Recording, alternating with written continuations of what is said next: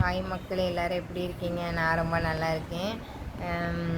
நேற்று தான் blood டெஸ்ட்டெல்லாம் பார்த்துருந்தாங்க. Blood வந்து 5.8 தான் இருக்குது.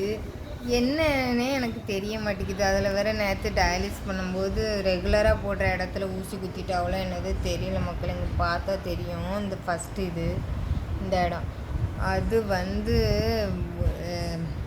ப்ளீடிங் ஆகிட்டே இருந்துச்சு பார்த்துக்கோங்க. அதில் அந்த நீடில் போட்ட இடத்துல இருந்து அதாவது அந்த காஸ்பீஸ் வச்சு கெட்ட ரத்தம் வந்துக்கிட்டே இருக்குது.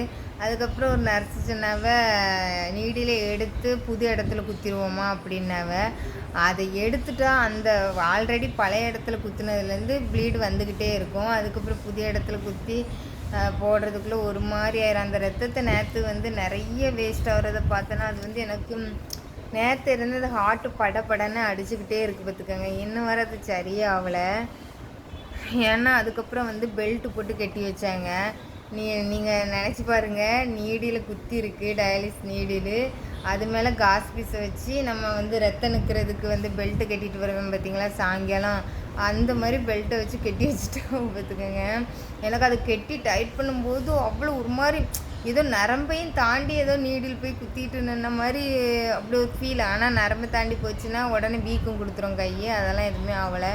அப்படி பெல்ட்டை போட்டு இறுக்கி கெட்டியுமே ப்ளீட் ஆகிட்டே இருந்துச்சு. சரி, என்ன 1 மணி நேரம் தான் இருக்குது, அப்படியே அட்ஜஸ்ட் பண்ணிக்கலான்னு அப்படியே விட்டுட்டோவன். இருந்தாலும் எனக்கு 5.8 தான் இருக்குது. இவ்வளோ ரத்தம் வேஸ்ட் ஆகிட்டேன்ட்டு ஒரே கவலை பார்த்துக்கோங்க. அதான் அப்போ துடிச்சு ஒரு மாதிரி படப்படன்னு அடித்த ஹார்ட்டு தான் இன்னுமே ஒரு மாதிரி நிற்கவே மாட்டேங்குது.